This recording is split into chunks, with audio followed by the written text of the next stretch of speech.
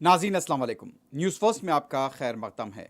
Singhu border, तिकरी border और गाज़ीपुर की सरहद पर किसानों के इनकलाबी नारों की गूंज जारी है।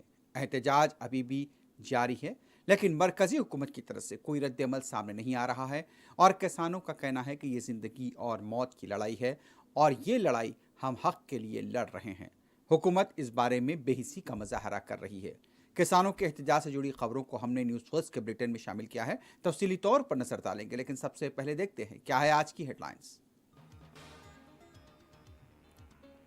मरकजी हुकूमत किसानों के एहतजाज पर बेहिस। सिंगू बॉर्डर, तिकरी बॉर्डर और गाजीपुर की सरहद पर किसानों के इनकलाबी नारों की गूंज बरकरार।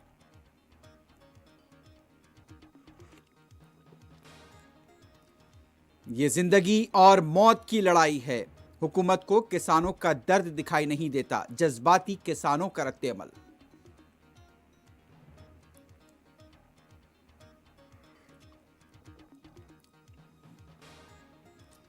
कुछ अनासिर किसानों को गुमराह कर रहे हैं। मरकजी वजीर नितिन गडकरी का एहसास।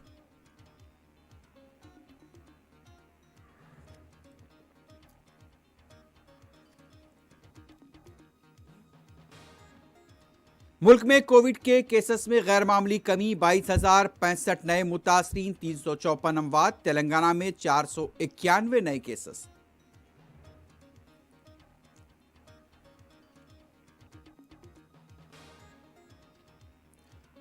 हैदराबाद में आज फिर एक और नया सड़क हादसा। एक शख्स नारसिंगी में हलाक।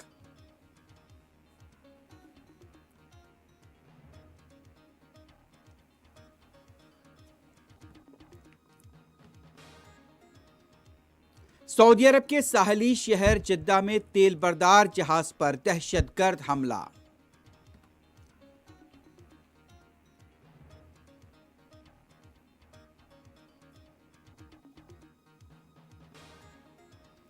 और दुनिया भर में कोविड से हलाकतें 16,28,000 के करीब पहुंच गईं।